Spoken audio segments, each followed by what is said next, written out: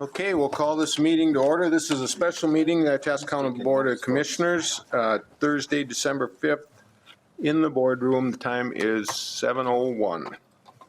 Purpose of the meeting today is to discuss, we don't have that on the agenda, sorry, to discuss the Geez, room. All right. jail. It's all right.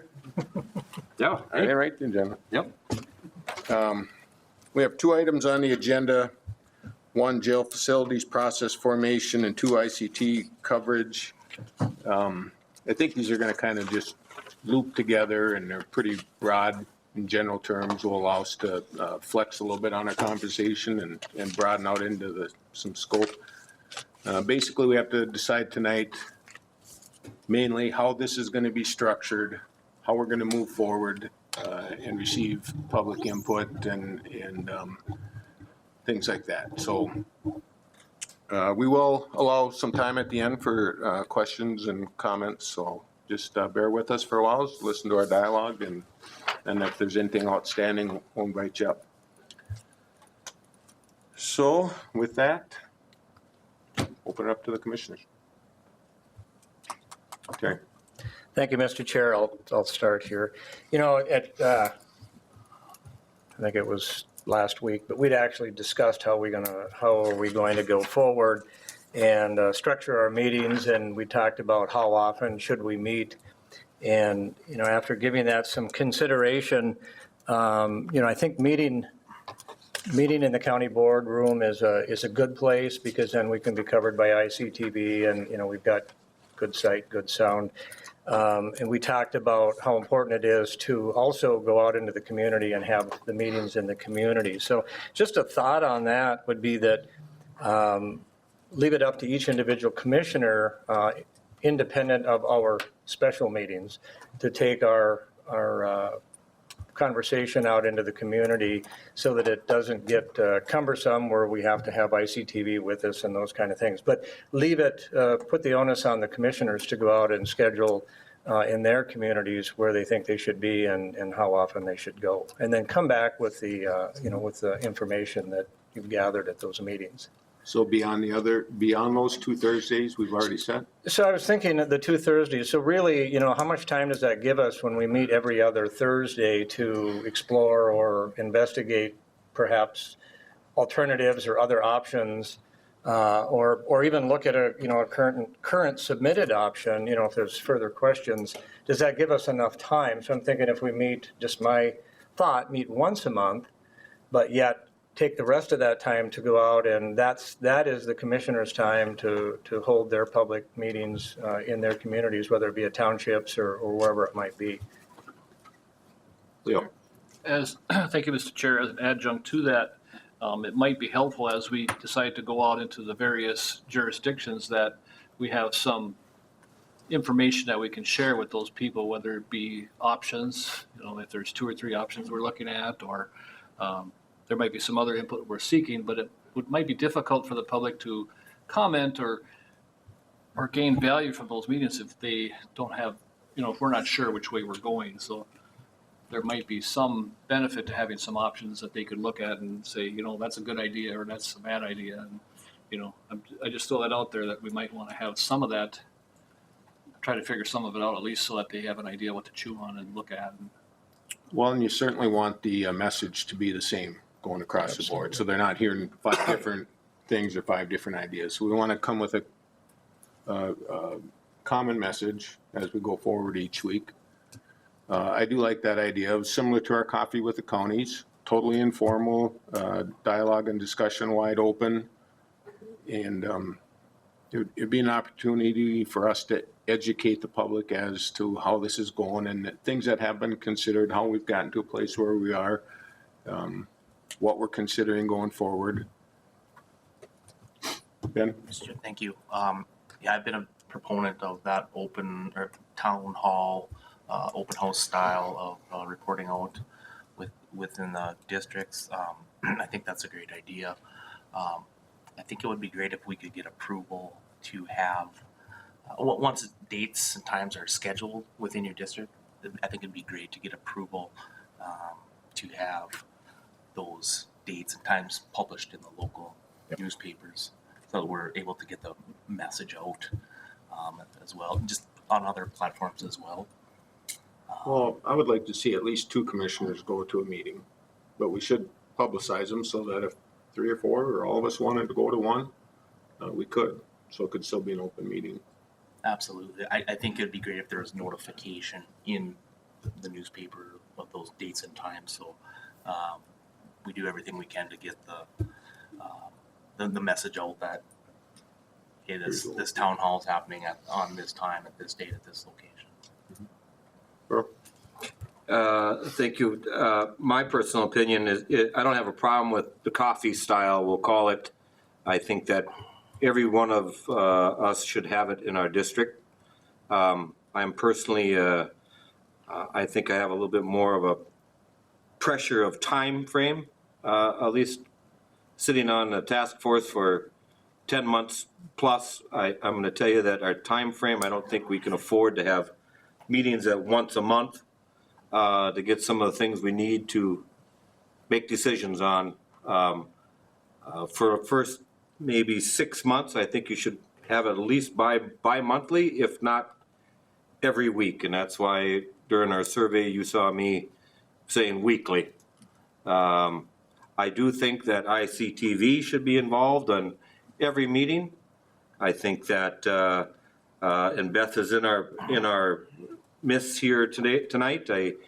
I think that they can go portable, and if they can't go live, they can at least make a tape and they can run it on the TV so the public can see it at any given time. So. Terry? And I agree with Commissioner Ives. I don't necessarily think it's one a month. I mean, I know we're under a time crunch. I'm not ready to panic, but we need to move along. But I think, Beth comes and explains to us that there are some difficulties. Each town hall is a little different. Each city council chamber is a little different with lighting and acoustics. And it's really difficult to actually capture if you're trying to record it. And that's why I brought the idea that, we'll just take notes at our community meetings and come back and report it. But if she's willing to go, I'm very willing to, supplant in the budget whatever the cost might be, because I'm all about making it as transparent as we can be.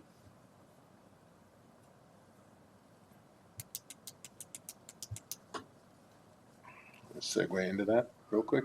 Well, yeah, thank you, Mr. Chair. I was just going to say that exact same thing, is that ICTV is very willing to cover these meetings. There is issues with sound and acoustics, and you certainly can't stream live depending on where you're at. This building works the best for that. But again, I think they're open to other venues. It's just going to be, you got to know there's going to be some limitations on it.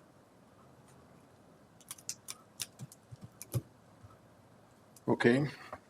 So what am I hearing? Keep it the 2 scheduled Thursdays we have here in the boardroom and then go above and beyond that? At least, so that's my opinion, Mr. Chair. Can I have a point of information, please? You're talking about ICTV going out into all the communities. Bovee does not get ICTV. Pendulate does not have ICTV. So that's not the answer to communication, just so you know. And I don't know which other communities don't get that, but we do not. Okay. So, Mr. Chair, if I might add to that, I think that's a really good point. So in addition to when we establish whenever these meetings are and we publish them, that we make sure that we invite all of our media sources, which would include the radio, the paper, if they want to attend, but at least give them the option to be there. Other than that, I don't know, how much farther we can go. I mean, what other options do we have? Mr. Chair, so ICTV was just one idea for somebody to be able to watch us to talk. They can stream us. Don't get me wrong. I got three townships that's got nothing. Blackberry's got some. I can go 4 miles out of town here. It's got nothing. It's just one avenue, like Terry just mentioned. They can get their information. You have the radio station. You have the newspaper. You have ICTV. You can downstream it from ICTV if you have the internet. So there's other ways people can gather the information. So it's just one option. Sure. Yeah, I think the ICTV idea is great, but the real idea is to go to the Lone Pine Town Hall and have a meeting, to go to the Marble Community Center and have a meeting, to go to the Calumet Town and on, and have people have the opportunity to come there and interact and talk. So the ICTV part happens great, but really the impetus is get out in the community, go to the folks, say, come in, hear the presentation, ask the questions. What do you think? That's the real. Okay. Has anybody looked into live streaming? I know some candidates did that this last year's election. With the technology we have available now, should we just limit it to online source? Just a question.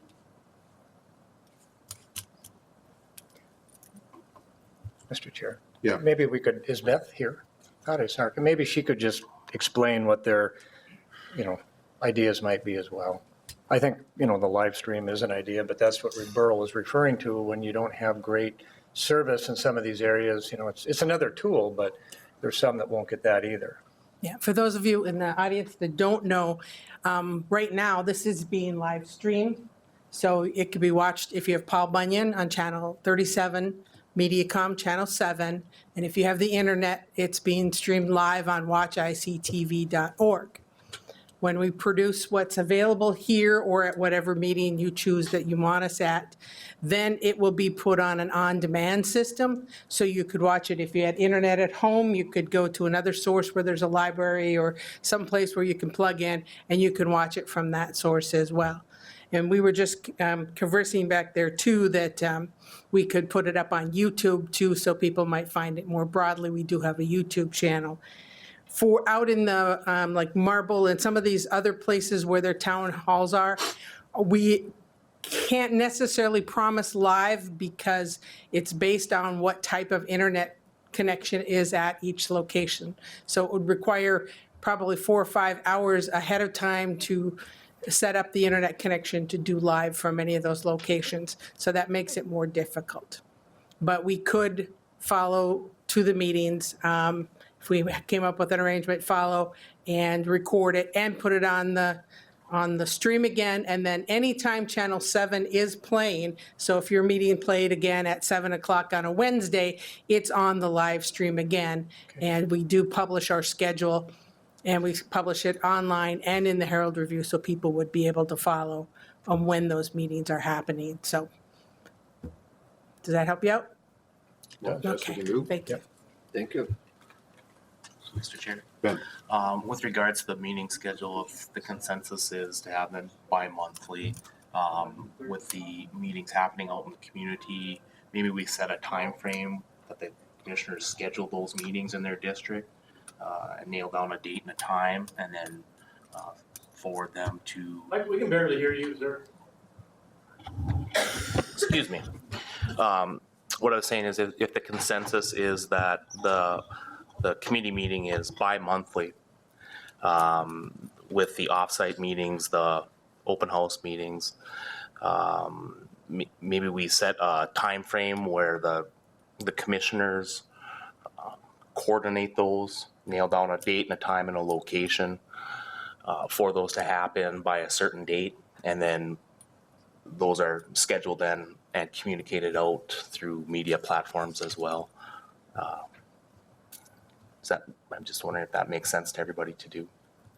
Mr. Chair, I think that's a good idea, and I don't think it would take a lot of time for that to happen. It would just be to make sure we secure the the town halls or the city council chambers, whatever it might be, so that we have a good date. But so do we want to set a date now to report back so that we know and where they're going to be? Or can we accomplish that in the next 2 weeks? By the next meeting? See what we Yeah, have by the our next meeting, so we all come prepared with, here's where we're probably going to go with our meetings in our particular districts and where they're going to be. Okay. Should be able to do that. Do we, Mr. Chair, for these meetings, are we setting a specific time? Or, how are we gonna set that up? 6, 7 o'clock? What are we looking at? Is it all gonna be the same time or? Be nice to see, sorry, Mr. Chair. Be nice to see us all at the same time. If you're gonna have a meeting start at 6:30 in Carpenter Township, you probably should have the meeting start at 6:30 in Big Fork and 6:30 in Calumet and 6:30 at Harris Township and Coleraine, Bovee, I'm at Deer River, whatever it might be. Go ahead, Terry. The only, and I don't disagree, but I do in a way, the only reason that I would want to be flexible with mine is I might choose to schedule mine just ahead of a city council meeting so that I have the city council there and I also have the public and wherever I might go. Not saying that they're not all at 7 because I know mine aren't. I have some that start at 6 and 6:30 and 7. So, I mean, personally, I would like to be flexible with where I'm going to end up as far as times. Well, at times could be venue specific too, so. Sure. All right. Bro. Mr. Chair, I guess, besides our meeting times and dates, which I think is a great idea, I guess there's one thing that is my number one thing on my list here that we have to do is we have to have a timeline. And I don't care if it's a 4x6 chart or whatever it is, but it needs to be on a piece of paper where we can see it all the times. And by us, I mean us commissioners. And it's basically a start date, here's your sunset date, here's everything you need to get done in the middle. And back it out, forward it forward, however you want to look at the dates and the times. But we need one of those to keep us in line. Otherwise, we're going to go like this, and you're going to be at September 1st, 2021, and we're going to have nothing done, and we're going to be in trouble. So, however, wherever, whatever we make, whatever, we need to have a time chart to start us, to keep us on track. So this kind of brings us back to process and formation. What is it that this board going to accomplish, or how far are we taking this? Are we going to be the building committee? Are we the ones that are going to sit down in the end and say this is color carpet, this color tile, this is the type of light fixtures? And I don't see us doing that because we're not operating that facility. We're not in the day-to-day stuff. We certainly don't understand that. My idea is that we get these options explored, explore the options that maybe have not been thought of, or a combination of the options or whatever, nail it down, get down what it is, the size word, the scope of the project, the budget, timeline, obviously, which kind of brings us back to this. I mean, where we're going to be along that timeline. The timeline is going to go all the way out to completion. Yep. But where are we in that process?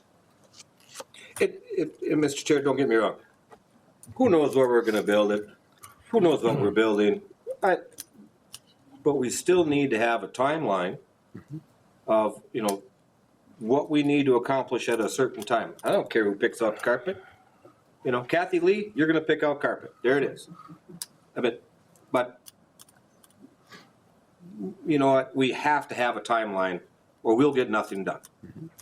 Okay. Leo. Mr. Chair, I think one of the things that we need to do, we know that we have to at least have a plan in place by the fall of 21. So I see 2020 being a year where we look at public input, at least for the first half of the year. But I also see that as a time when we start figuring out what we want to do. We know we have the one option that was presented by the jail task force, which was the full-blown justice center. That's an option. Another option, the other way would be to do nothing and just ship out all our prisoners. That's the two broad spectrums. I think that us as commissioners can come up with some options. I've got an idea that I think might work, but other commissioners may have other ideas as far as where we build a jail, how big a jail we build, which is going to be an issue that we need to discuss. Are we building a 200-bed jail? Are we building a 150-bed jail? We need to kind of decide that, and then that will help us decide where we can place an option or options. But I think maybe each of us as commissioners need to start looking at this site and say, do we go west? Do we go east? Do we demo and start over? You know, however, whatever option you think makes the most sense financially and logistically. I have an option I think works. And then try to get some of those options costed out by the architects of that. Say, we're gonna have to buy some property. Let's think outside the box a little bit. Maybe we can reuse some of our existing spaces like above the annex and those types of things. So I think we gotta come up with some of the options ourselves and what are the parameters? How much are we willing to spend? How much land are we willing to buy and those types of things. So I think that's kind of where we need to start, is to try to work out some of these ideas and see what it costs. Terry? I agree with Commissioner Trent. I think that's a smart idea. We've got many options in the book, and I think personally we should look at each one. We don't have to spend a lot of time, but we as a board have never had an opportunity, and neither has the public, to make comment on the various options that we have here. So I think that is something that has to happen in addition to what might be proposed as a new option. But I think the other thing that needs to be factored in, and I'm just going to throw it out hypothetically, is that if there is something that needs to go on as a referendum, and again, I don't know, where we are or where we need to be, that has to be factored in as well. If there's something that needs to go to the voters, we have to be time sensitive that to make sure that we meet the requirements for next fall's election, if that's where it has to go. So I'm gonna bounce off you a little bit, Terry. And that's one of the reasons why I think a timeline, want to call it what you want to call it. I call it a timeline, a construction timeline, or a timeline for this project. Some of the things you need to think about. You are absolutely correct. If you're going to go for a countywide sales tax, you need to have it passed by the state this winter, so you're able to put it on the ballot for November. If you do not have that option, you have one option then. Jeff Walker will tell you that you have 4 options. Really, you have one.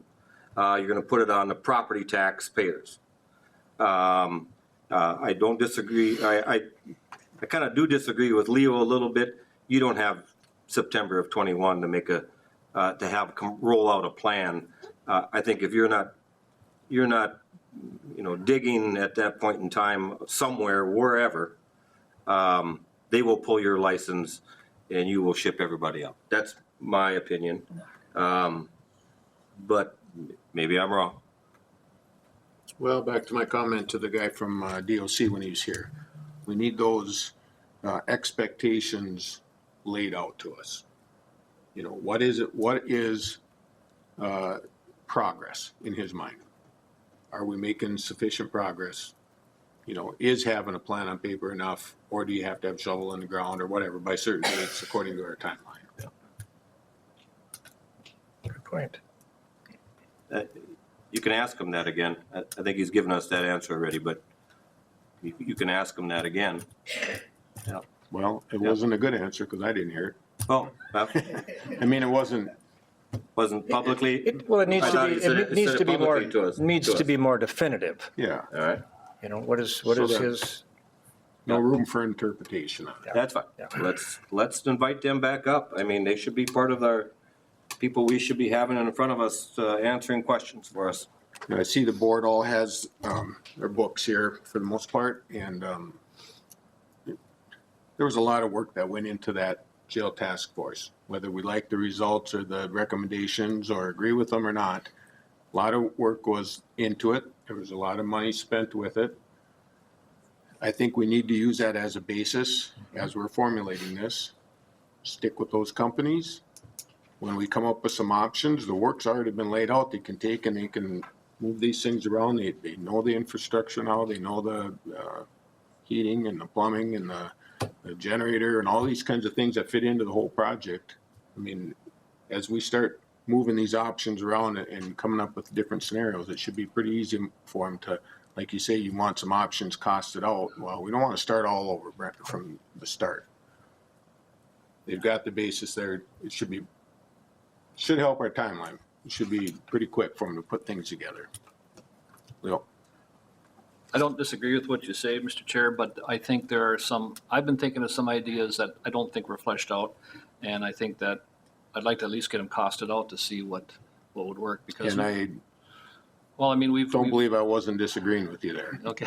I think that's what I was trying to say. I mean, if there's an option we don't see, we need to get that out there. But for them to cost it out, it shouldn't be that difficult. One of the things I think we've learned since then is the fact that we can go up on the annex building. Maybe we can't go up 3 floors for jail necessarily, but I think there are some other options for the annex building that we could be looking at that would be doable. And then that ties in with some of the other things I'm thinking about. Terry? And I can't disagree either. I have my own idea, and actually it relates back to the 2007 letter that everybody's aware of, where Sheriff Madria and I approached the county board back then with issues that we could see in the future. And again, there wasn't sufficient board action on it, but you know, it all relates back to what that plan actually looked like. Ben? Mr. Chair, thank you. So maybe we want to have board consensus on retaining the consultants that we've contracted with due to the fact they know the background, we've invested time spending with them as far as research, and they have a sense of the project already, with the understanding that there are other options, a downtown option, that are going to be explored. Maybe we want to have some consensus on that to just determine that and then move forward onto the next piece of business. Mr. Chair, yeah, we are under contract with them now. If you want them to look at other things to crunch numbers, we have the power to do that, but we are under contract with them now. I mean, unless you want to terminate their contract and hire somebody else, you will pay them, but you can do that. Yeah, Mr. Chair, I think that's exactly what I'm saying. It's just that we're agreeing that we're sticking with the same consultants we're under contract with the understanding we're going to be looking at different options. Just to answer that question. Will? It was presented to us, as I understand it, that looking at a 200-bed jail was also looking to the future as far as growth, but also looking at ways of bringing in extra prisoners from other counties. But I guess my question to the board would be, is that really what we want to do? Do we want to build a 200-bed jail, try to make some extra money? Because it's kind of like, if you build it, they will come. And I'm just fearful that if we build a 200-bed jail, it'll get filled on our own people. And I don't know that we gain a lot that way. But I think we should at least have some discussion as to whether or not we need 200 beds or 150 beds, and try to, we're just lay people, so we got to rely on some expertise from our staff, but that's a lot of beds. Can we have that as an agenda item Yep. next go around, and then Lucas and Sheriff can join in on that discussion, and we can get their ideas of why they come to that number, and if there's options on that. So, Sir, You bet, Mr. Chair. was there some discussion this is based off the caseload and projected caseload for that number, for the beds? Yeah, Task force guys. Go ahead. It's- not it's- that- You're not there. that I'm aware. well, I think it's based on current housing out of county. It's based on a projected 6% growth rate in the population. And there's a number of factors that got to that number. So, but is that the number we want? I guess that's the question we need to ask, because that's going to make a big difference on what we buy, what we build. 150 bed is a lot less than a 200 bed, so. Is But there any maybe- way we can audit the efficiency of how the courthouse itself is managing who is going in and out, and compare it to other counties, like say faster releases or say probation violations, since the majority of the probation violations have been coming back as false positives. Why are we holding people 8 days? I was in jail with 4 people. I think if we were able to somehow audit that, as well as look at the scheduling efficiency, we could possibly cut our bed number down quite a bit. And I'll comment to that. Actually, I think, there is some merit to the comment that was just made. I think in addition to us and our decisions that we make jointly on what the facility should look like, there also should be a review of the system, the internal system, and are there ways that could be a little more efficient, especially when you're talking about the courts and sentencing and those types of things. The second point I want to make is that it goes hand in hand with the number of beds. I think at the same point, or at the same time, next meeting is come prepared with staffing. If you're gonna build a 140 bed or a 50 bed jail, what does the staffing look like? If you bump that up to 180 or a 200 bed facility, what does that staffing look like? So it gives us an idea of our long-term liabilities too as we go forward and making the decision. Yeah. Bro. And don't forget, if you go more than one floor, figure out your staffing. It gets affected. But I throw at you, Terry, in your business, before being a commissioner in your previous life, I mean, do you see us getting smaller? And I mean, can a county commissioner tell a judge, hey, I would like to have probation now to be on ankle monitors only for, anybody arrested for DUIs in pot, not heroin and meth, but do we have the power to do that? We don't. Okay, so, and do you see us getting smaller in growth population that way? I mean, as in jail? I mean, if you want me to be honest about this, Yeah, I'll yeah, personally say that I think the system is inefficient. I do. And I Okay. think there's Yes. I think there's ways that we might suggest, but you do it together with our county attorney, our probation, and our judicial, and have these conversations about what can we do to be more efficient. And maybe the goal isn't to free up the beds, but maybe, in particular numbers, but maybe the length of time. That all relates Do we have to. well, I don't think we have I don't the know, power. do we have the power to say, hey, We don't. We Judge, absolutely I want you to don't. do this instead of that? We don't. I mean, We absolutely. I mean, We I can, don't know. We can. I'm asking, he's an expert compared to I on this type of thing. Well, So- again, I don't consider myself an expert. I've been in the business a long time, but we don't. We do not have authority to tell a judge what to do. But I think as part of this whole system and trying to rectify a problem, we sure can meet and include those that are as directly involved as the judges, and that would be our county attorney and probation. Okay. And start the discussion. I think everything can be, Yeah. I think everything could probably use a little tweaking on making it more efficient. We can talk about any department in our county and have that discussion. But it's just, I didn't know that I don't think we had the power to tell the judge, hey, No. instead of doing 12 days, I only want 4, make it happen. So I like your idea. I mean, we can talk to Lucas, we can talk to probation, we can, how to make things more efficient. Yep. So, Mr. Chair, again, I have some ideas, and I'm sure other commissioners have ideas as far as what we would like to see, the size and where a jail would go.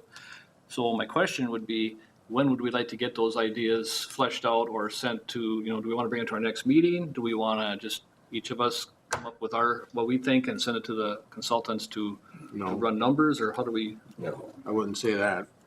That's a wide open checkbook there. Yeah. Here, check this one, check that one. I think we have to agree upon certain options to get, that makes sense, to get costed out. Your option and Terry's option might be the same thing. Or very close. Yeah. Yeah. Or close enough to blend together or something, so. Yeah. you know. And we may have 2 or 3, Gentlemen, can I Makes ask a sense. question, please, on that topic?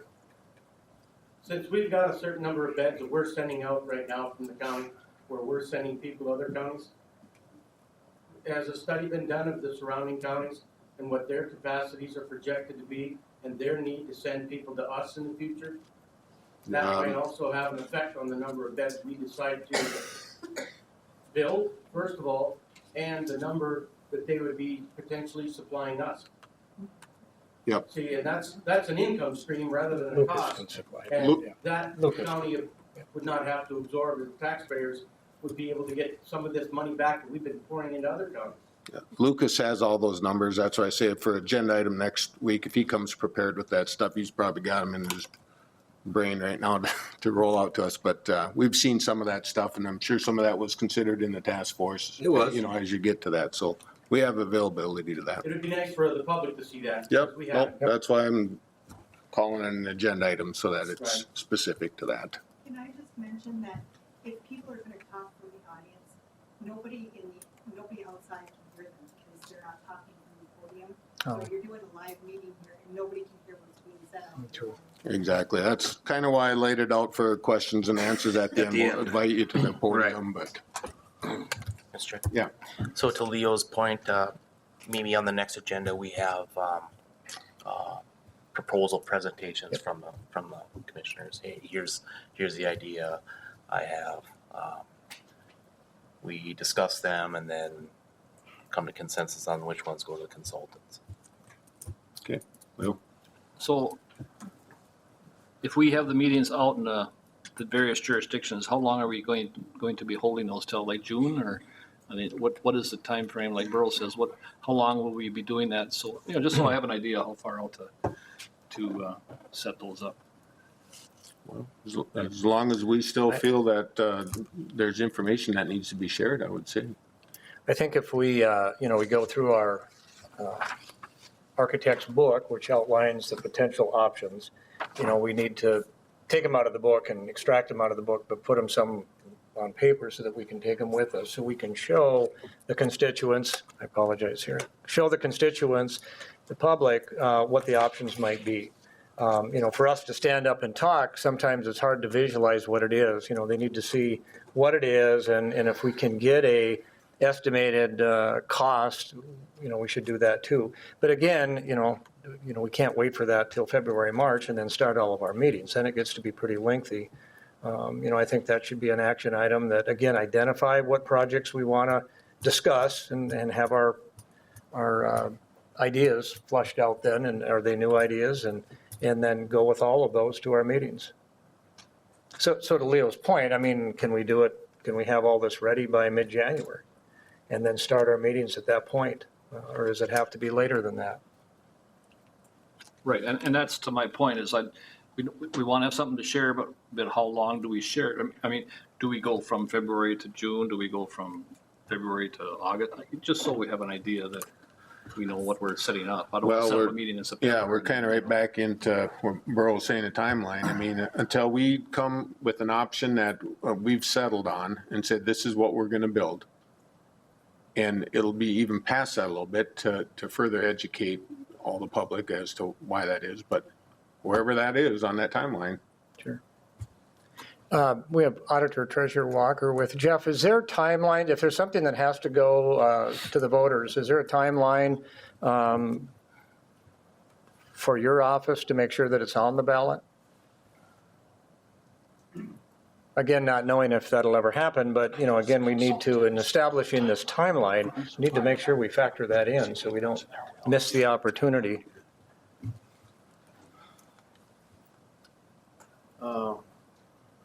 Mr. Chair and board members, since this would be a capital improvement plan amendment, I think we've talked about that before. That doesn't need to go to a referendum. You need to have a public hearing on amending your capital improvement plan, and at that point, you can move ahead with the jail. If you want to fund that with a sales tax referendum, then that has to go to a referendum. And to be honest with you, I've never been involved in a local sales tax referendum, so I'd have to look at the timeline on that. Mr. Chair, if you don't mind, Mr. Walker. So if you want to do a countywide, sales tax to pay for your jail, my understanding is this. You need to get it okayed by the state of Minnesota first. Then we need to go to the voters and ask them basically two questions. How do you want to pay? Property tax, which you've laid out in 4 different ways how to try to do a property tax. It all comes back down to property tax. Or 2, have a sales tax. I mean, we don't have to go down to the state to do a property tax one, but you do for a sales tax. I don't know if the county does or not. Actually, I have to be honest with you. I think the cities do, but I'm not so sure about the county. And again, I really need to Research. I really need to discuss with the county attorney too. I have not been through a sales tax referendum before, so that's just nothing I have ever been involved with. So at this point, I can certainly do some research for you and find out what kind of timeline that would be. But my understanding is, We kind of had this talk. Lucas has done a little bit more research on this as far as. Yeah. Mr. Chair and Jeff, I done a little research on this, and it's either January 15th or January 30th. We have to have something down by the state. The legislature changed the process this last session, saying that you have to get it approved down the legislature. So one of the things that we'll be looking for, probably even at the next meeting, is consensus by this group to get that information down to the legislature for approval, whether you decide to do that or not, but you have to have it approved by them, and it has to be in their hands, I believe, by the end of January for them to make a decision this session in order for it to be on the ballot in November. Okay, thank you. Mr. Walker, for you're aware of it, Carleton County, Lake of the Woods County, both are doing that, going down there, trying to get the okay from the state for giving them an option of having a couple options to how to pay for a jail. And it's just an option. You ain't got to push that button. It's an option. No, I But agree. there's the time frame. Yeah. And that's why I kind of said, Mr. Chair, the time frame is so critical to start it now. So everybody understands what, I can't all of a sudden come February say, geez, can you go down and talk about a countywide, sales tax? Too late, you're done. You're in the next year. No, you're done. Make a good point. And we have both, our county administrator, sounds like he's following up on that. We have our county lobbyist in the crowd here, so I think they're fully aware of the timelines there, so.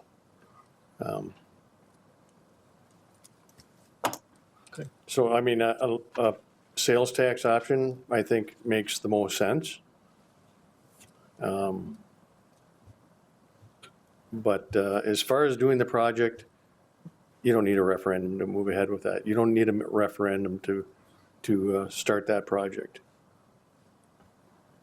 So, Mr. Chair, I'd ask that we place maybe frame it as payment options on our agenda for next meeting so we can discuss what those options might be. I'll second that one. Okay, so we have, for next agenda, we have number of beds / staffing, because those go together. Yep. Which I'm sure Lucas is pretty well already ready to go on that. Possible options to further study. Okay. And payment plan, Okay. payment options. Anything else you'd like to see for that next week? Well, we have meetings and times and dates, right? Oh, yeah. Yep, To get for that scheduled. outside meeting times and dates. Yep. I think you need to have a timeline. Yep, we'll have the consultants work on that. Got to have a timeline. Yep. Brett said they do that all the time for their projects. Yep.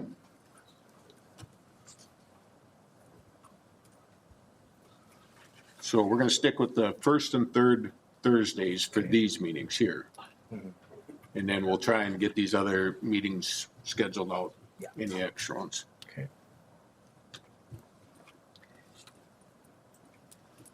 Anything else in regard to these couple items. Just here. briefly, maybe we could give direction to our administrator to work with ICTV then and work out the little quirks it might be in trying to video or capture the outside meetings that we have. Yep. So keeping with the first and third, can we like lay out a schedule for the next year? I mean, obviously we know it's the first and third, but I don't know if that's something we want to advertise or how we want to lay it out for January, February, on set up a schedule, like just like we advertise our regular board meetings. Mm-hmm.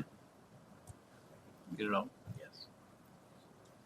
Mr. Chair, as soon as you guys, if that's the dates you want, we'll get them posted and in the paper and online and on the calendar. Okay. Questions or comments?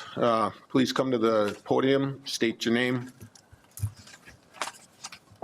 This way the TV can hear what you're saying. I'm Linnea Johnson. Do you want me to give my address? Do I have to give my address? Okay. So I came prepared today to provide some information to the board because I hear when you guys are talking about all this information, I think you'd have a lot of answers, a lot of your questions answered if I heard that you had a feasibility study done and a business plan. And I did copy off some things here for all of you that I'd like to give you if you would take them.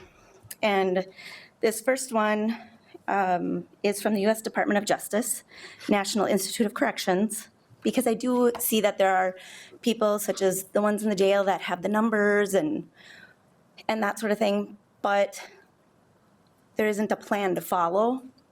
And I think it would really help all of you out to not have to then talk about a timeline. Yeah, Linnea, we've all been shared that already. You have a feasibility study done? What's that? You have a feasibility study done? Not a feasibility. You're talking about a national corrections 1, 2, 3, how to build a jail, basically? It was all shared with us. No, this one is different. This one is, so I'll just finish. Okay. Sorry for interruption. That's man. okay. I apologize. Yes. I did see that one too, but I didn't feel like that wasn't not looked at. It's the building community support for new jail construction. And this came from the National Institute of Corrections. And I did go through and I highlighted some information because I've done a couple of marketing plans and business plans and that sort of thing. So I'm trying to help the situation because I know that it's still important if we have courts. It's good to have a jail. You have to have a place to hold people in process of that, so you don't want to lose that. And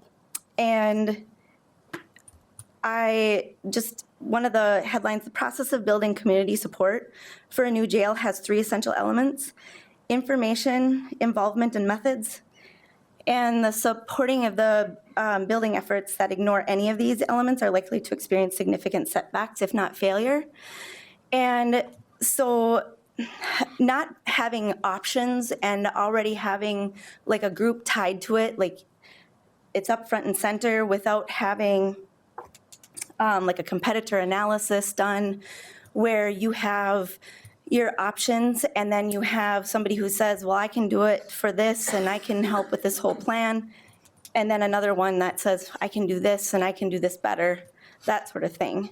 And I feel like it's not that the ideas haven't been there, but they've been so sporadic that they're not together and they're not in order. And I feel like this really outlines like the how to begin and to get the information out there to help guide your decisions along with the numbers that you get, because the numbers will tell you a lot. I copied off some different feasibility, well, there's 5 of them here, but I didn't get all the pages because some of them are like 100 pages. But I thought it would be good, I copied off a few of the pages that might help with getting something together to help you as well as the community understand what's going on. And like one of the feasibility studies that happened in Johnson County, Indiana, was because of a notice of jail non-compliance. And it meant a catalyst for change. So some people want to know what do we got to do? And this was just back in 2017. So these are recent, some of them are recent, some of them aren't. But I thought I would give you those and you could take a look at their feasibility studies, because if you already have the numbers, it's going to be pretty easy to plug it in here. And I know that some of you have businesses, and so when you have your business, you have to have a business plan and a business structure and that sort of thing. And like your mission statement, your vision statement, all these things, and that's what these will show you. And I feel like it could be a guide and a very big helper tool. And then just to go off on the building community support for new jail construction, because because you've opened these up to the community, I would really like to be a part of that as one of the planning groups that helps with that. And you'll see that I've highlighted some of the things that I thought were pretty important, and really identifying your needs assessment. And I don't know if that's all the information you've heard before, but I've also put in here about the jail inspection. It's a 12-page report that was done on 8/7/2018. And not saying you don't have that, but I wanted you to have a copy so that that is included as well. And what's been done to change those things that said they had to be, can't remember what the word was, response needed or completion by, that sort of thing. And design options, that would be included in there. And then you wouldn't have to talk back and forth about if it should be this or it should be that. You can just have plan A, B, C, D or something. And then it would have attached some numbers. I think that's it. I'm not sure. But that under contract already, if that's something that they do for you because you've already paid them, and you can say, hey, we need a feasibility study done, then that might be something that would help the whole process. And the planning time that you can think about that, on what I've seen for the average for these has been maybe around 9 months. But it's not that you haven't already had meetings, it's not that you don't have the numbers. So maybe you can shave off a little of that because of that. I think that's good. Do you have any questions for me? And are you willing to take this Yeah, information? we'll take that. Sure. Okay. Thank you. Thank you.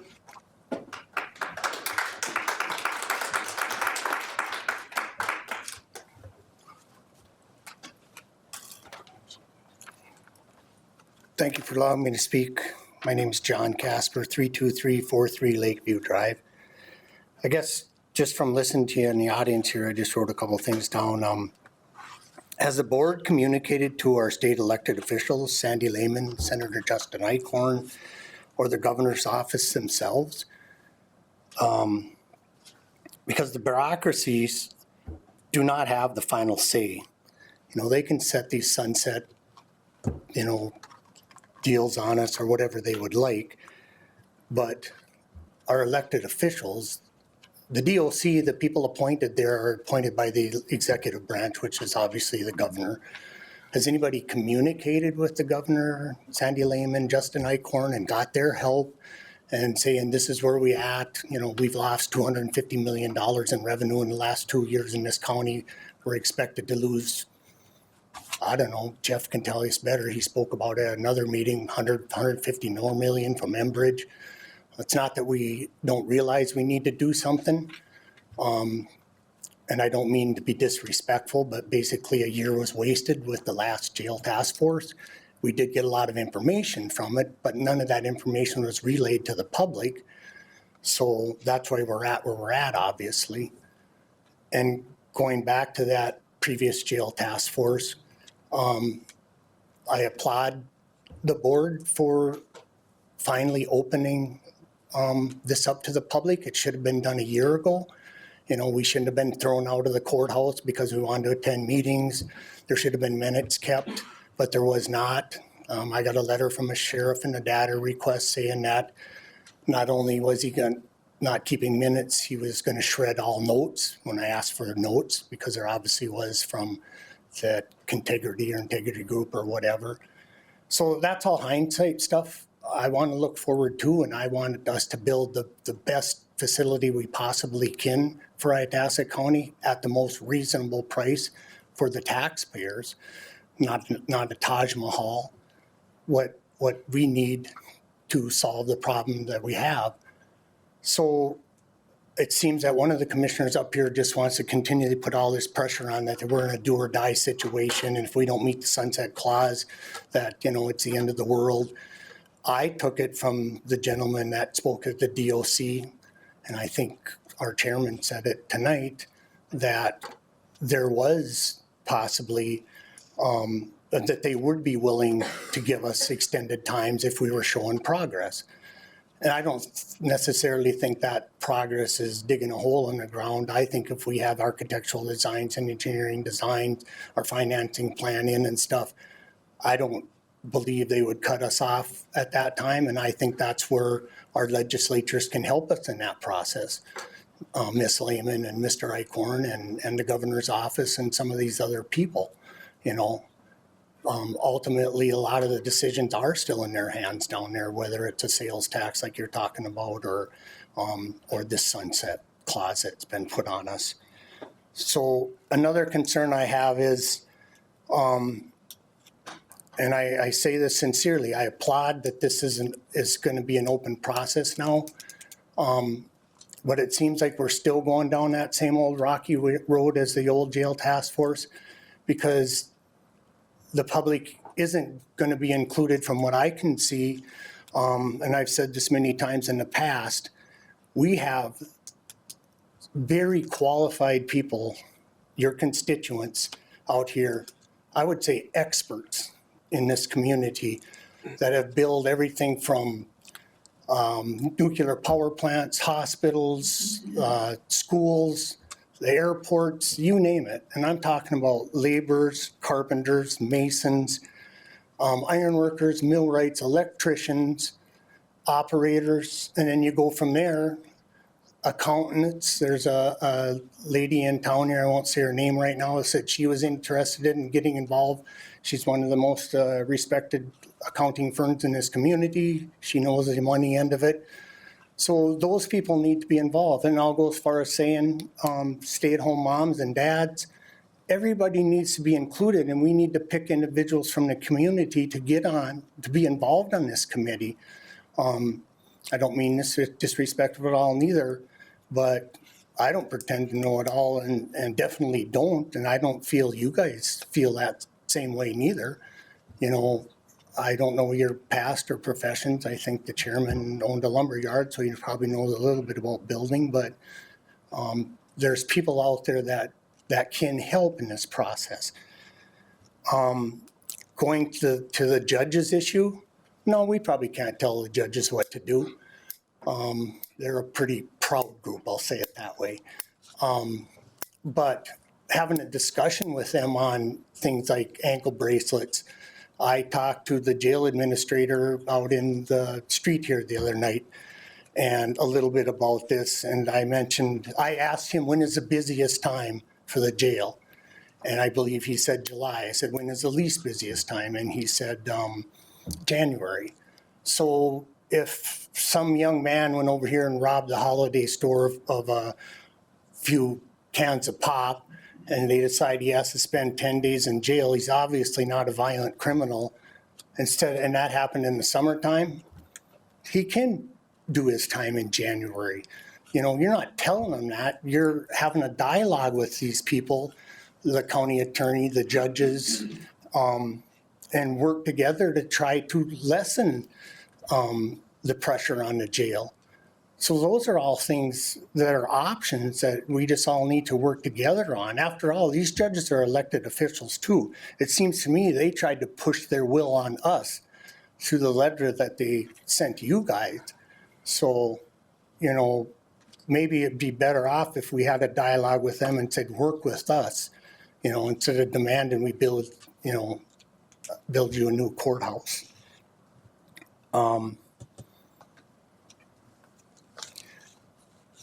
Maybe I took this wrong when the auditor was up here.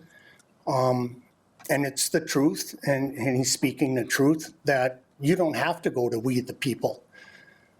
But personally, if you're planning on spending 35 to 70 million of our tax dollars, I don't know why you'd even think of not going to us on a referendum. I mean, for one thing, just my own personal opinion, I think that'd be political suicide. But this is something, the way we are being taxed right now, and I've said this before, the most vulnerable in this community are the ones that are getting hurt for making up for that $250 million revenue loss. And I can show you, you know, an elected official a while back at a meeting said it's only 4 people up here speaking. Well, it doesn't really look like it tonight to me. And I can show you all the social media sites where hundreds and hundreds and hundreds of people have made comments about not being able to attend meetings and stuff, not to get off the subject, or changing the times of meetings and things like that, or communications from the board. A lady in town here very eloquently sent you all an email recently on just one of those subjects, and only one board member responded back to her, and that was Mr. Snyder. Communication is the most important thing, and I think Linnea hit that ahead on that when she was talking about what she was talking about.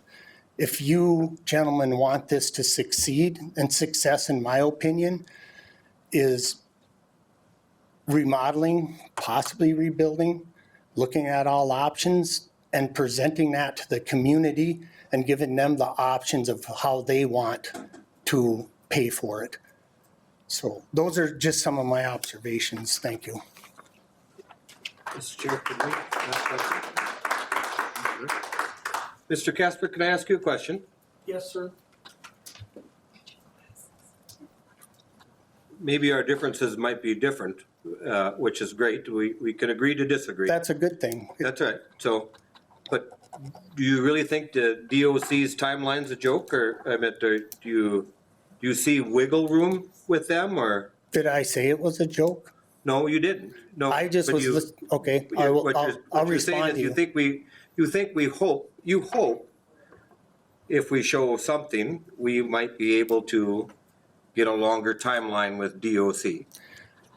From what I heard Okay. from the gentleman that was here from the DOC, and we also talked to him out in the hallway. Did you? Okay. Mr. Walker was in on that conversation, if you recall. Okay. But what's your feeling? What's your feeling about it? Do you think they're gonna give us extra time? My feeling is if we are honestly showing true progress and we just don't mess around for another year, because we lost a year basically, literally lost a year. Yep. And I 100% agree with you.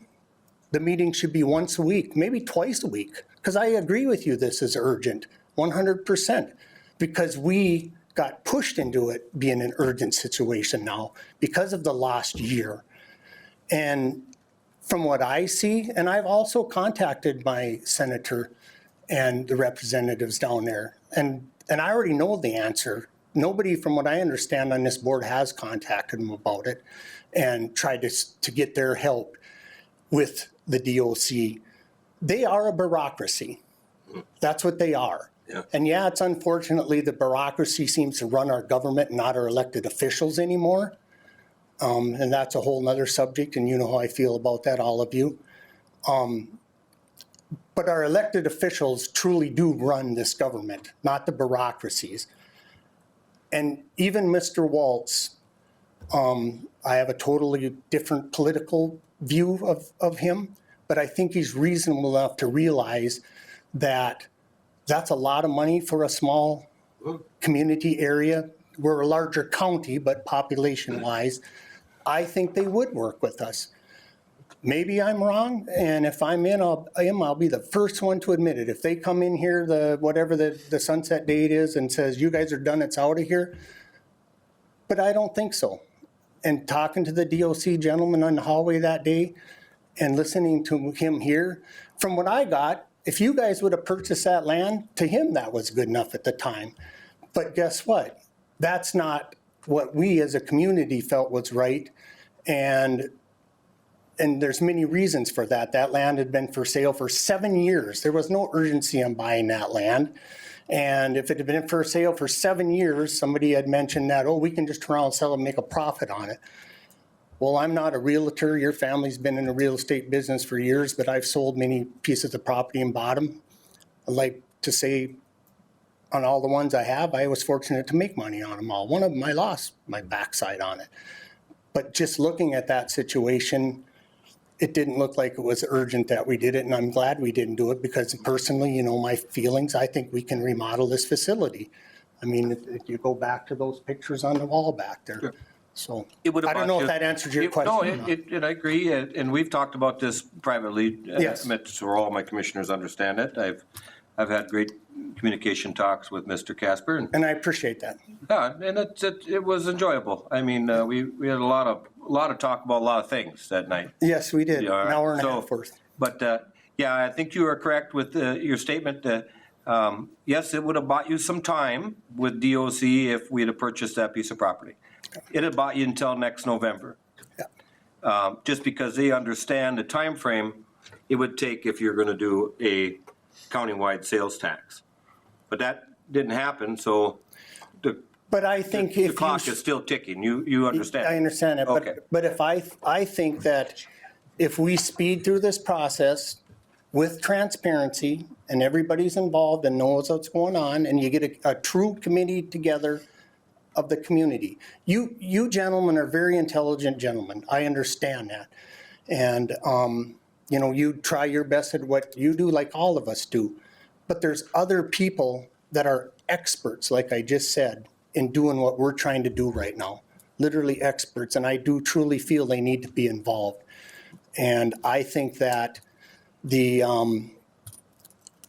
getting our elected officials at the state level behind us and them communicating with the bureaucracy down there, and you, like I said, you get architectural designs, engineering blueprints, your financing done. I find a hard time believing that they would not give us the extensions. That Thank was you. the meeting you missed, right? When he was here, the DOC? Well, I communicated with the DOC. No, when he presented, I was here when when the DOC, task force gave their, I was here. I had a 2-hour meeting with DOC privately before that meeting. I had great communication talks well, I with mean, he them. basically said, at this point, we have to file for an extension. We won't meet the timeline. So Yeah, whatever we do, if we didn't purchase the land, that was exactly what he said. Yep. Terry, So it goes back to one of the original statements, and I don't know if we have it as an action item, but I think we need further clarification from them. We can sit and Let's bring them quibble back about, out. you know, what if and what have you, but, Sure. you know, we need it from the horse's mouth. Let's do it again. But I, you know, to Mr. Casper's point, I think it's well taken that working with our legislators is important.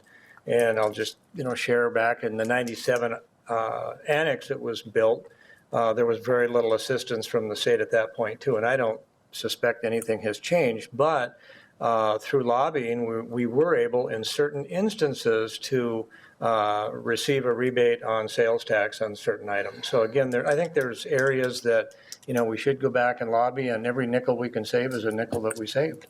So, you know, again, when we get to the point when we have numbers and those types of things, we probably should interact with them. well, we have them all coming for that luncheon here coming up. So as soon as we get that scheduled, I mean, it'll be an agenda item for sure. Any other comments? She was up first, sir. Yeah, ladies. Ladies first. I won't be too hard on you guys, I promise. My name is Madeline Cook. I live in Northeast Grand Rapids. I also own a business in downtown Grand Rapids as well. I guess this is my first meeting, first little bit of information that I'm getting about the jail from the horse's mouth, basically. One thing that seems like is a common issue throughout all the comments tonight is information and how it's getting to people. I want to applaud KOZY, KMFY, and J105 because that's how I knew about this meeting tonight. If you go to the Itasca County Facebook page, there's nothing about the meeting on that page there. I know Maddie has been great about posting things coming from her office. I didn't see anything posted from any of the Itasca County offices referencing this meeting. And I know that the newspaper and the radio were mentioned tonight in ICTV on avenues to get that information about the meetings out to people, but people of my generation, not very many have the newspaper. I get it at my business. There are a lot of people have young kids, so they're out running around doing stuff, so they don't have time to sit at home, watch ICTV necessarily. Where they're at hockey practice, they might be on their phone, they're looking at social media. So I think social media is a big area that information could be get out to people. And the nice thing about it is it's free, so you don't have to pay for it. So with that being said, too, that I'm new to kind of getting the information on the jail, it would be wonderful to know where in the process you guys are at, because I don't feel like that has been presented. There's so many, Grand Rapids is a wonderful community, but rumors spread real easily. And I've heard from people, they've already decided what they're doing. They've decided they're going to demolish some buildings downtown, all of that. And so having something where maybe we go to the county website or something like that, where we could get information on where you're at in the process, so rumors aren't being spread, that would be wonderful for community members. So that's all I had to say. Madeline, Yeah, may I? yeah, First off, thank you for Yeah. coming. Our task force, just to let you know, our task force has we looked at numerous different areas. Mm-hmm. You know, we looked east of us at the block, we looked west of us, north of us, Cohasset, La Prairie, inside of Grand Rapids, and we came back with some ideas for the board. Mm-hmm. This is my understanding. This is public, is it not? Okay. So, Where would I find that? well, it'd be good. I'm looking at my administrator here right now. Can they download this off of? It's right on the front page of the website under spotlights. Okay, okay. so I'll be spot- honest, the I mean, spotlight. kind of go watch out. It's this thick. Yeah, Okay, all right. Yeah. So it kind of lays out some of the different blocks we looked at, the different pieces of property, so on and so forth, and some of the things that we saw. Yeah, so Okay. it is out there. Okay. I'm glad you showed up and yeah, to voice your concerns. I appreciate that. yeah. Thank Bet. you.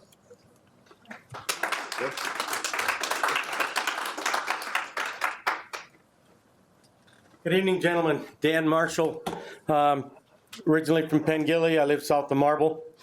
I'm a project engineer, and looking at how this process is going, I've got hundreds of projects all across the nation, small, on window washing equipment for our company. And I know I have a process I have to follow for a project.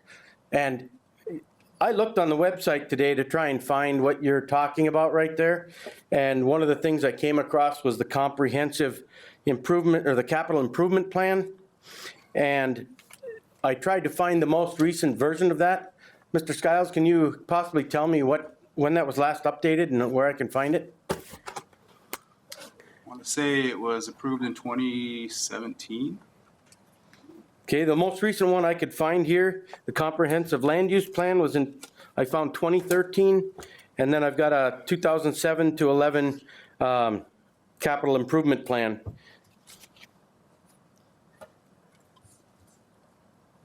And going through some of this, earlier on, we were discussing about what would have to happen if we wanted to do a referendum or whatever, and the possibility that we would not have one. In the Itasca County Capital Improvement Plan, one of the things it says, and I'll read this verbatim,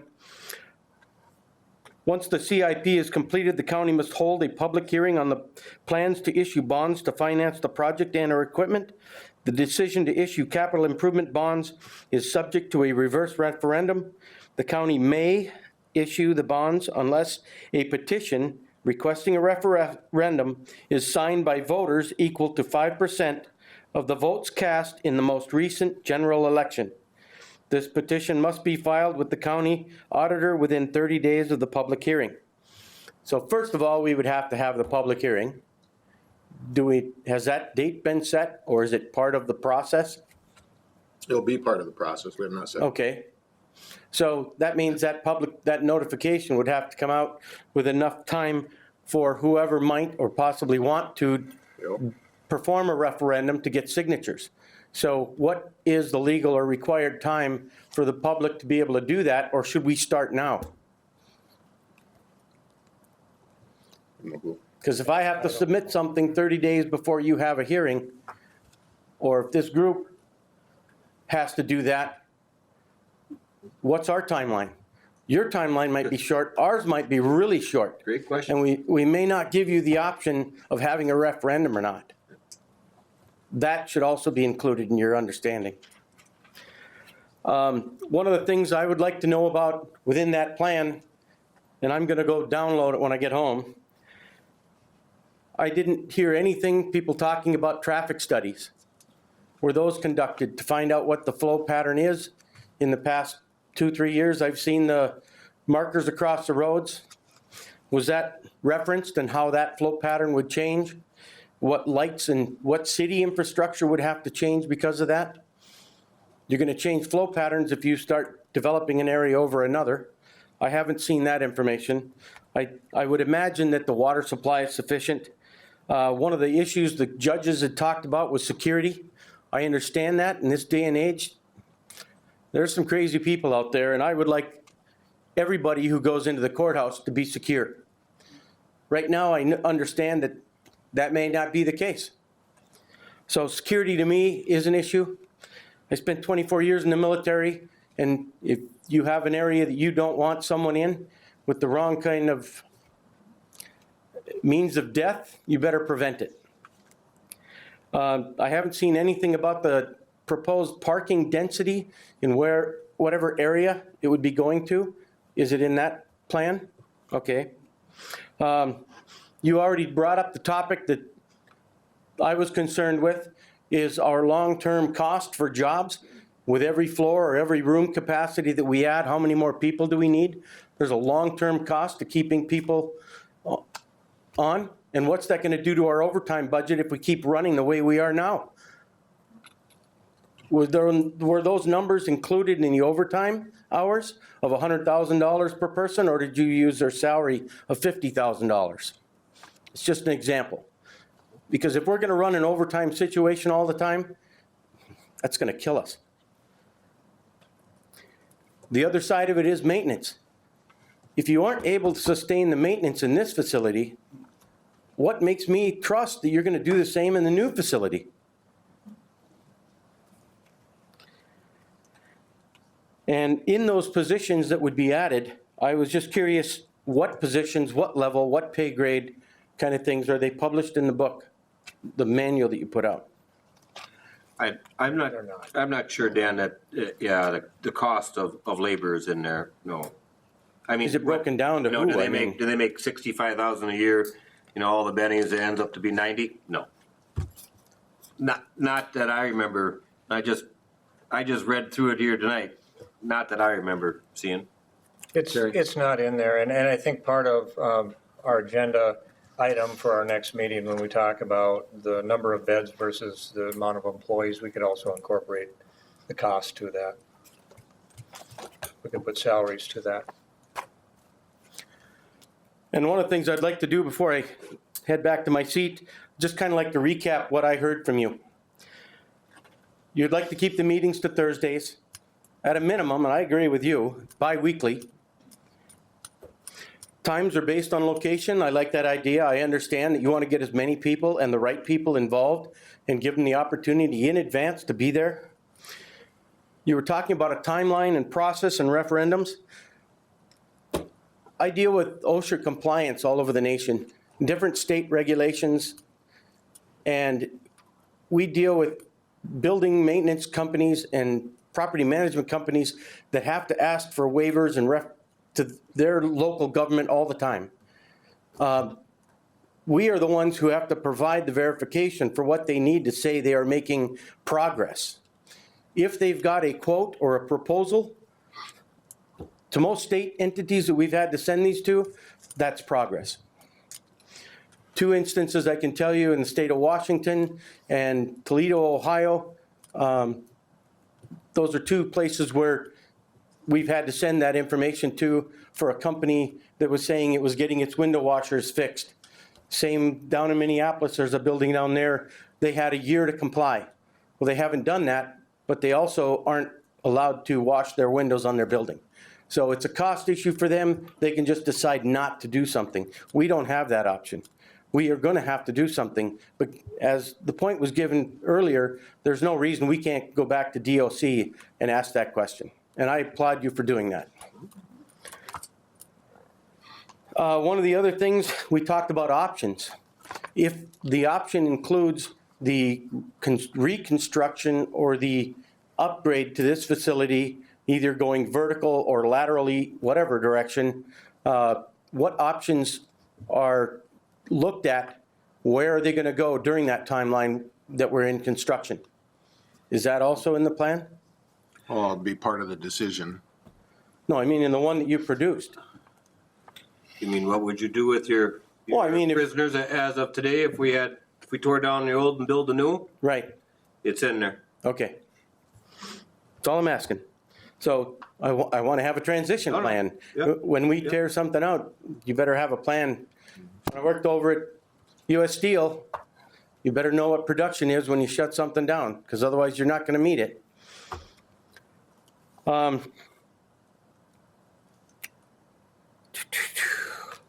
as far as the sentencing and the legal system efficiencies, you talked about that.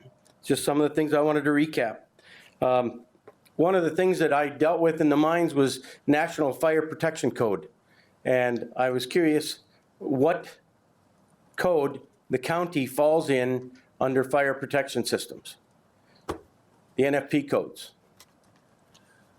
And I don't know, if they fall under the same type of thing that the mines might, or whether the state or federal regulates that. And I'm interested in getting a copy of that when I get home, so I may be able to find those answers. But should I not, I'll be back. Thank you for your time. Thank you.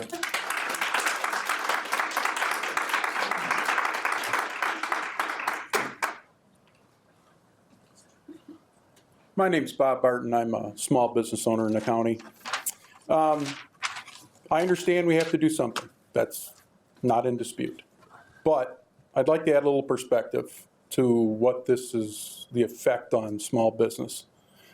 We just got hammered for $70 million for a bond referendum for new schools in District 318, and now they're projecting a $1.3 million deficit, so they're going to come after us for that too. The city wants a 1% sales tax to fix the IRA Civic Center. I'm just going to say that a 1% city tax is a de facto county tax because we all shop here. So they can call the city tax, but that's not reality. And now we're talking about a sales tax to pay for this. We couldn't write a better prescription for economic disaster in this county if we tried. If all of a sudden it's 9% sales tax in this, for people shopping, or roughly 9%, small businesses under assault, retail particularly, from online sales. We just had the largest Black Friday online sales ever, the largest online small business Saturday sales, and the largest online Cyber Monday sales, and they're continuing this week. So we need to really be cognizant of what pressure we put on small business. Because we've had pretty good sized drop in tax base in this county. I've heard $250 million. Say what you want, Blandon's on its last lungs, folks. I mean, that's just coming. And put on top of that, iron range fiscal disparities. No one talks about that, but this county, since the inception of that program, has been the largest net contributor. You can look on the state's website and find it, to the program. We ship millions of dollars out of this county that we don't get back. We get a fraction of it back. We are funding St. Louis County. And why are we funding St. Louis County? Because when this thing got jammed through, they knew if they went after Hermantown and Duluth's tax base, it wouldn't fly. So they carved them out. They knew that if they went after Brainerd Baxter, that wouldn't fly. So they carved them out. So it's us, part of St. Louis County, Cook Lake County, a little spot of Couchiching, and then Crow Wing. And why are we sending money to these people? I know why. Because none of you have to levy for it. You love the anonymous taxes that we're getting back. And you don't care that it costs us millions of dollars because none of you are politically at risk for any of that. It's an anonymous program with no name on it. So we just have, I'm just saying, you need to be a little cognizant about what the costs of this are going to be to small business, because this county can't afford to lose more tax base because none's coming in. Nobody in their right mind would bring a manufacturing business into this county and pay 21% more than they would if they went to Bemidji. So that's all I have to say. I would like to just respond to those last comments, because when that fiscal disparities was passed in the early 90s, our county board fought vociferously against the fiscal disparities. We did not want that to pass. We fought every step of the way, and it still got rammed through. Auditor Walker has talked till he's blue in the face year after year about fiscal disparities, trying to get our legislators to change it. And we haven't been able to do that. We've had it on our agendas. We've had it on our legislative platform for several years, trying to get our legislators to change it. So we sympathize with that. But I'll go one step further. The state general tax is just as onerous and just as bad as fiscal disparities, and that needs to change too. So we do know about that. We have fought against it, and we just want you to know that that is the case, and we still are opposed to fiscal disparities. Let's fight some more. Yeah, Or a little harder. we just talked about going to our legislators. I'm glad that you talked about that, and I know the county board did fight hard. I knew members personally on the board, and I know you were there too, and I applaud you for that. But what's happened since then? I mean, if it takes every week, every day, whatever, one of you down at the legislature, or from what I understand, you're our lobbyist? No. Whoever it is, and anyway, you mentioned it, I apologize. Why are we not still doing that? I mean, maybe behind the scenes you said Mr. Walker is, I applaud him for that, but it is a big, big deal. Mr. Catula won't mind me speaking his name here. As you all know, he has an awesome blog out and he talks about these things every day, and his business gets pounded from that. And this isn't off the subject. This does relate to this jail because it's a burden on our small businesses. And I would hope that as a board and as an administrator and Mr. Walker, that we are pushing this issue more than we ever had, especially right now it needs to happen, to our legislators. Actually, they should be here right now tonight. I don't know if they're meeting, did they get invited to Justin Eichhorn, Ms. Lehman, or any of the others? They should be a part of this process. They represent us too. Thank you.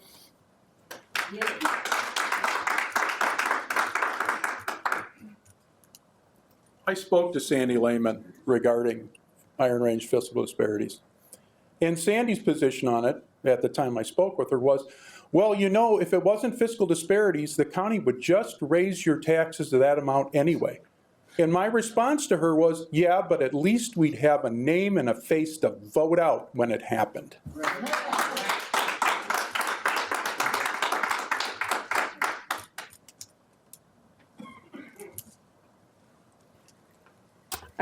Charlene Nelson, and I know this is going to shock you, but everyone else has been pretty mean to you, so I'm going to take it easy on you. I think the point being risen about the fiscal disparities and where that money is going, and your response, Mr. Trent, was amazing. Thank you. I think it gives us kind of a direction that we can look at. Where is our money going? And if we can explain that to our people, if we can get that point that you made across to the people in the community, you're going to see more support for this jail. And if you're talking to us and saying, hey, you know what, we have exhausted these efforts, the problem is that you haven't been. You haven't been looking at everything. And that's why people are upset. We hear Snyder talking about the 2007 when the plan that they had was shot down. I mean, every time we hear directly from each of you as individuals, we seem to respond better to you. But when you come at us with these boards that are dictating what's going to happen, we're abrasive. And I think that this conversation itself should speak volumes to how our county needs to be run as a whole. We keep hearing you say you're building something for the future of incarceration, of whatever, justice. They said the same thing when they built this building. Has anybody talked to younger generations? Has anybody talked to the organizations that do the studies on the future? Because it's not in incarceration, it's in rehabilitation. Has anybody spoken to the new board at the DOC and all those new members? Because who was there when this first came to Itasca County is gone. Those new members are all about rehabilitation. We have this opportunity in our county right now to do something huge and progressive. Huge. And you're all stuck in this little box of what the rules are. No, what you need to look at is what can the rules be? You still have time. There's sessions coming up, you can change it.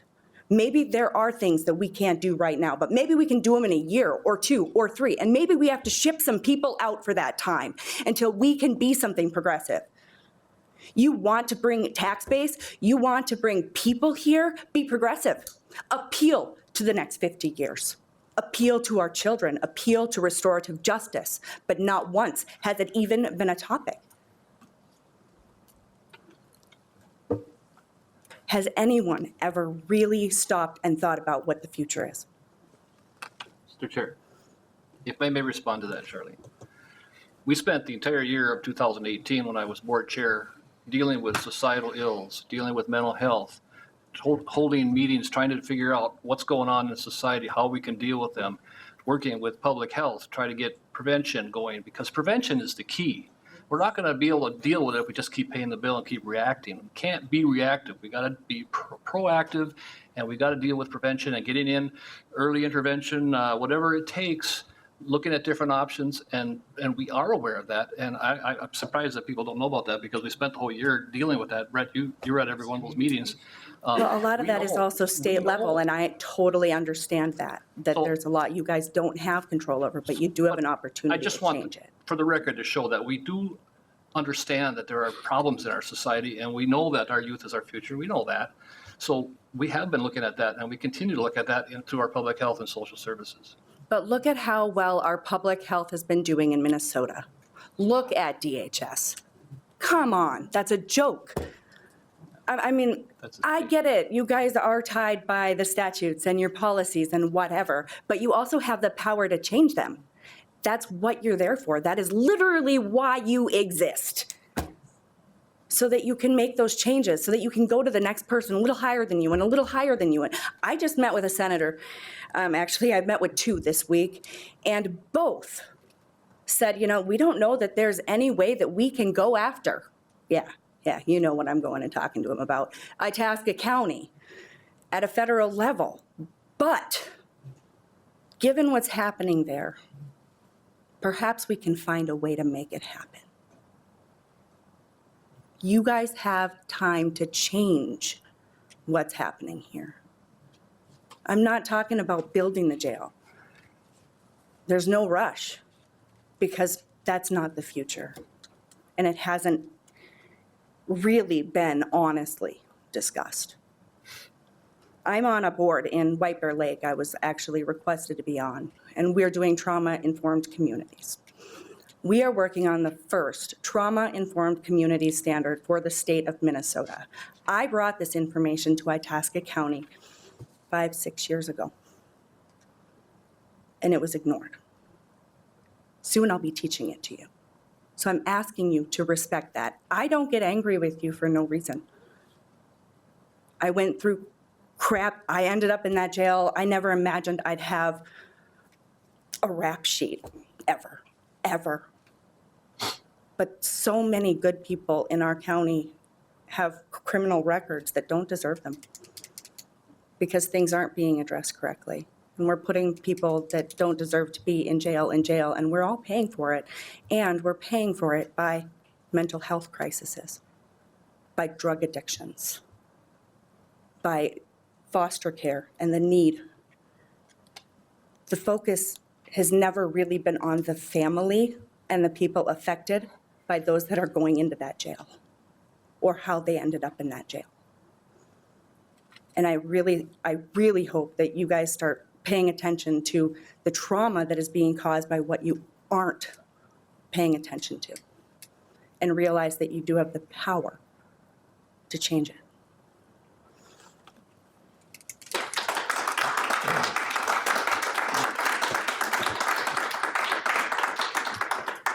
Any other comments? One last thing, I'm not trying to hog the stage here or anything. Our sheriff stood up here at a meeting a week ago, I believe it was now, 2 weeks ago, I apologize.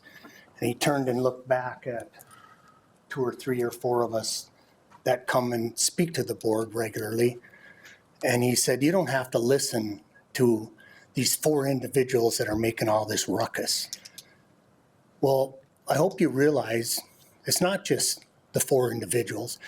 I'm a very, very fortunate, lucky man that I was able to retire at 56 years old. And I was involved in politics at, I believe I was 20 when I was elected to city council in La Prairie. And my father was involved in politics, and I've been involved in one way or another ever since, helping in elections. And I had to work on the road for about 12 years, which, by the way, helped me retire early. I worked a lot of hours. So I have the opportunity to come up and address you every week that you have a meeting. So do a couple of the other individuals that come up here. One of the individuals, and she won't mind me saying her name, Miss Johnson, every time she comes up here and speaks, she loses money. Every single time her family suffers because she has to come up here at 2:30 in the afternoon, and she has to lose revenue, and she has to put her employer not at risk, but her employer suffers from it. So this isn't off a subject either. I can show you hundreds and hundreds and hundreds of comments of individuals that want to change that meeting. And I think it's very disrespectful that our sheriff come up here and said that it's just a few people and we're influencing you or whatever. Obviously, you can see this is a pretty nice turnout we had, and I applaud everybody that's here that come to speak to you tonight, and I hope you all appreciate it as much as I do. Thank you.